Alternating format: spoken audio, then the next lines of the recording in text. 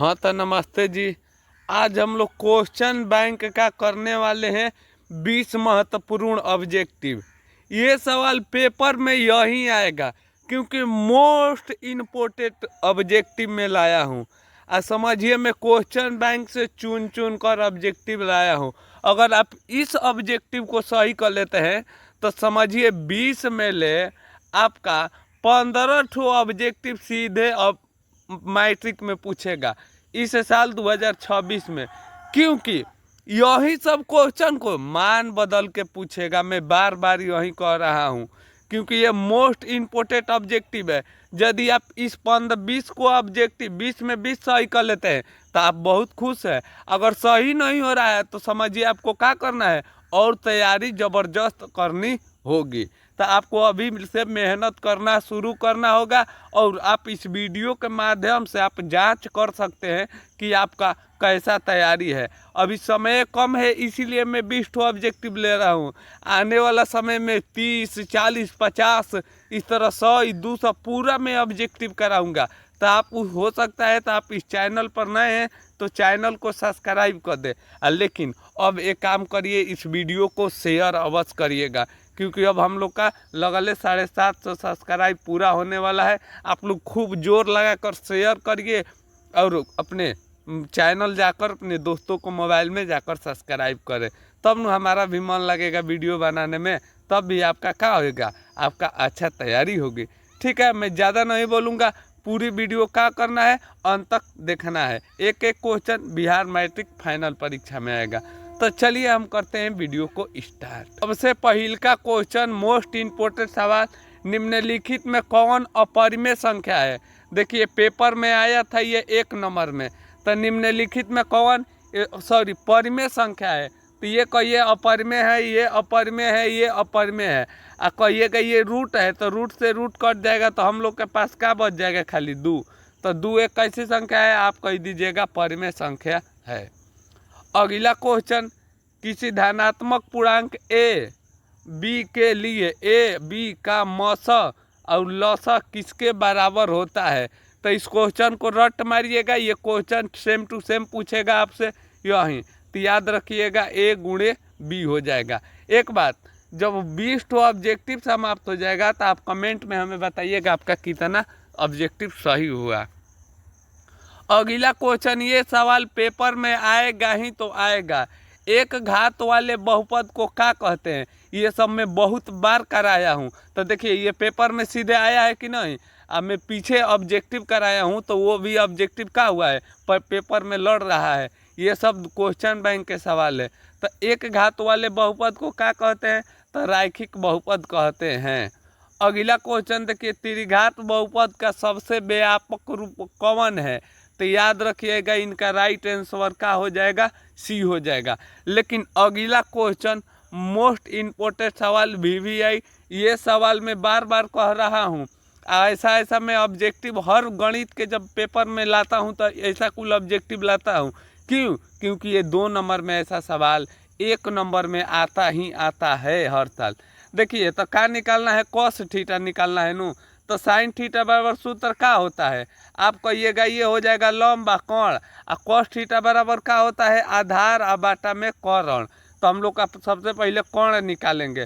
तो कोण बराबर सूत्र होता है लंब का स्क्वायर, लंब बाटा में कोण दे दिया है। क्या निकालना है, आधार का मान निकालना है, मतलब बी का मान निकालना है। तो थी सूत्र का होता है कोण का स्क्वायर और माइनस में होता है लंब का स्क्वायर। लंब है 3 का स्क्वायर, गुणा करेंगे तो 16 में से 9 घटेगा तो हम लोग के पास हो जाएगा 7। तो आधार का मान कितना आ गया 7 और लंब का मान कितना है आप कहिएगा, कोण का मान कितना है 4। तो इनका राइट आंसर हो जाएगा 7/4। ये क्वेश्चन सूत्र है, आप लोग इस क्वेश्चन को ध्यान से करिएगा। tan थीटा बराबर क्या होता है, तो आप कहिएगा tan थीटा बराबर होता है cot 90 - a। लेकिन इस क्वेश्चन को वीवीआई लगा लीजिए, 2026 के पेपर में आएगा तो आएगा। किसी बिंदु की x अक्ष की दूर बिंदु कहलाती है। देखिए x अक्ष की दूरी पूछेगा तो y, तो x भुज होता है y कोटि होता है, तो इसीलिए इनका राइट आंसर हो जाएगा बी। ये सूत्र को आप लोग याद रखिएगा, ये सूत्र सीधे पेपर में आपसे पूछ सकता है। ध्यान से, निम्नलिखित में कौन वृत्त का क्षेत्रफल होता है? तो वृत्त का क्षेत्रफल याद रखिएगा पाई आर स्क्वायर होता है। लेकिन ये क्वेश्चन बहुत बार पेपर में पूछा हुआ है, संचयी बारंबारता का वक्रता का कहलाता है? तो याद रखिएगा उनका वक्रता कहलाता है आप लोग त्वरण का कहलाता है। तो इनका वक्रता आयतन चित्र कहलाता है। क्या कहलाता है? आयतन चित्र कहते हैं। लेकिन अगला क्वेश्चन मोस्ट इम्पोर्टेंट VVI सवाल 2026 के पेपर में आएगा। यूक्लिड विभाजन एल्गोरिथम दो संपूर्ण के निम्न में से किसका परिकलन को तकनीक निकालता है? यूक्लिड विभाजन से हम लोग क्या प्राप्त करते हैं? तो याद रखिएगा यूक्लिड विभाजन से हम लोग भागफल क्या करते हैं? ज्ञात करते हैं। तो अभी आपका कितना मार्क्स आया? आप कमेंट में एक वाली हमें बताइएगा आपका 10 में कितना मार्क्स आया है। अभी 10 तो और है और 10 में और करा देता हूं, तो एक वाली जोड़ के आप बताइएगा आपका 20 में कितना मार्क्स आया। क्योंकि यहीं पर आपका सवाल बन रहा है तो समझिए पेपर में बन रहा है, और अभी सवाल नहीं बन रहा है तो पेपर में भी नहीं बनेगा। यदि वीडियो अच्छा लगा तब मैं फिर से कह रहा हूँ आप लोग चैनल सब्सक्राइब कर ले और लाइक कर ले। तो चलिए हम बढ़ते हैं 11 नंबर क्वेश्चन की ओर। 11 नंबर सवाल देखिए, सूत्र पूछ दिया है अर्धगोला का संपूर्ण पृष्ठीय क्षेत्रफल क्या होता है? तो याद रखिएगा अर्धगोला का संपूर्ण पृष्ठीय क्षेत्रफल होता है हम लोगों के पास 2πr²। क्वेश्चन मोस्ट VVI सवाल था। अगला क्वेश्चन देखिए, ये क्वेश्चन तो आपको याद करना है चाहे बनाने सीख लीजिए। यदि वृत्त का परिधि यदि 44 सेंटीमीटर वृत्त का परिधि है तो त्रिज्या क्या होगा? तो ये सब पहले निकालने सीखिए। देखिए दिया है 2πr, वृत्त का परिधि बराबर कितना दिया है? 44। ठीक है, अब इसे बनाइए। 2 इधर गुणा में है, नीचे जाएगा तो क्या में हो जाएगा? भाग में। तो r बराबर देखिए 14 और गुणा में है, नीचे आएगा तो कहाँ हो जाएगा? भाग में। अब पाई का मान कितना होता है? 22/7। ये नीचे है तो कहाँ चल जाएगा? ऊपर, और ऊपर वाला कहाँ जाता है? नीचे। इससे कट जाएगा 7 हाली में 7 49 ना, कुछ तो गड़बड़ हो रहा है लग रहा है। वृत्त का परिधि का होता है 2πr। r बराबर कितना दिया है? 44। से गुणा में है, नीचे भेजिए भागा में। तो पाई बराबर कितना हो जाएगा? हो जाएगा उधर 7। अब देखिए आर जस के तहत रखिए, यहाँ पर हो जाएगा 22/में। थोड़ा सा इस क्वेश्चन पे डाउट हो रहा है, हमें अभी नहीं बन बुझा रहा है कैसे बनेगा, लेकिन आप लोग इसका अवश्य आंसर हो सकता है तो बताइएगा, ना तो मैं अगला वीडियो में क्या करूँगा इसे बता दूंगा। अब देखिए क्वेश्चन मोस्ट इम्पोर्टेंट सवाल है 3 नंबर क्वेश्चन। ऐसा कोई पेपर नहीं जिसमें ये क्वेश्चन आया नहीं। दूरी सूत्र निकालने वाला सवाल मोस्ट इम्पोर्टेंट सवाल होता है। इसे कहते हैं x1, इसे कहते हैं y1, इसे कहते हैं x2, इसे कहते हैं y2। क्या निकालना है? दूरी। तो x2 का मान कितना दिया है? 4 - 2 का होल जाएगा होल स्क्वायर प्लस 1 - 3 का हो जाएगा होल स्क्वायर। बस हल कर लीजिए, ये हो जाएगा 2 का स्क्वायर और इधर भी हो जाएगा -2 का स्क्वायर। करेंगे तो हो जाएगा 8। 8 को खंडन करेंगे तो आप लोग जानते हैं क्या हो जाएगा? 8 को खंडन करेंगे तो हम लोगों के पास 8 को 2 से 4, 2 से 2, 2 से 2, तो यहाँ पर 2√2 हो जाएगा। तो इसीलिए इनका राइट आंसर क्या हो गया? ए हो जाएगा। लेकिन ये क्वेश्चन मोस्ट इम्पोर्टेंट सवाल है। क्वेश्चन देखिए उस पेपर में क्या पूछा था? x, तो आप आंसर क्या बताए थे? y। इस क्वेश्चन में क्या पूछा है? y का दूरी क्या होगा? तो पहिलका को कहते हैं भुज, दूसरका को क्या कहते हैं? कोटि। तो y का दूरी क्या हो जाएगा? तो आप सीधे कहिएगा x हो जाएगा। लेकिन ये क्वेश्चन हर साल पेपर में आता है, इस क्वेश्चन को ध्यान रखिएगा। 2 समरूप त्रिभुज का 4:9 है तो इनका क्या करना है?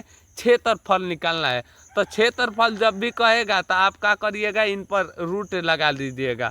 आप कहिएगा 2:3 हो जाएगा। तो 2 कहाँ है? 3, तो आप कहिएगा ए ऑप्शन सही है। 6 नंबर क्वेश्चन देखिए, किसी द्विघात समीकरण का विवेचक शून्य हो तो इनका मान क्या हो जाएगा? तो आप याद रखिएगा अगर किसी बहुपद का द्विघात शून्य हो तो उनका मान, हाँ तो उनका मान हो जाता है वास्तविक और भिन्न होता है। अब बताइए ये क्वेश्चन आपको कराया हूँ कि नहीं कराया हूँ? मोस्ट VVI सवाल है। क्वेश्चन देखिए पेपर में आया है, क्वेश्चन है sec square theta minus 9 tan square theta. देखिए दोनों में 9 मिल रहा है तो 9 का करिए सीधे कॉमन कर लीजिए, तो यहाँ पर हो जाएगा sec square theta minus tan square theta. अब यहाँ से हो जाएगा 1 और 9 तो गुणा करेंगे तो हम लोग के पास 9 ऑप्शन सही हो जाएगा। तो इनका 9 ऑप्शन क्या हो जाएगा? सही हो जाएगा। अब कह रहा है रूट 2 एक कैसी संख्या है, तो आप कहिएगा सीधे यह परिमेय संख्या है। इस क्वेश्चन को VVI सवाल रखिए, दो परिमेय संख्याओं के बीच अधिकतम कितने परिमेय संख्या होते हैं? तो याद रखिएगा अनंत होते हैं। इनमें से कौन रैखिक बहुपद है? तो रैखिक बहुपद 10 हो जाएगा। पहले 10 के राइट आंसर क्या हो जाएगा? ये हो जाएगा। तो यहाँ पर आकर हम लोग का फाइनली 20 ऑब्जेक्टिव का हुआ समाप्त हो गया। अब आपका बारी है, आपको बताना है 20 में आपका कितना मार्क्स आया। लेकिन ये क्वेश्चन 20 में 20 सही कर लिए हैं तो समझिए आपका 10 से बिहार मैट्रिक परीक्षा में 15 नंबर पक्का हो गया। ठीक है, तो आप कमेंट में हमें अवश्य बताइएगा 20 में कितना आया। मैं सोच रहा हूँ अभी तक इस ऑब्जेक्टिव को बढ़ाने के लिए 30-40 करने के लिए, तो आप लोग कमेंट में बताइएगा हाँ जी 30-40 कर अब ऑब्जेक्टिव बढ़ाइए तो मैं बढ़ाऊंगा। लेकिन चलिए, तो आप अवश्य हमें कमेंट में बताइएगा कितना आपका सही हुआ। चलिए मिलेंगे एक और नई वीडियो के साथ, तब तक ले हंसते रहिए, मुस्कुराते रहिए। जय हिंद दोस्तों, वंदे मातरम।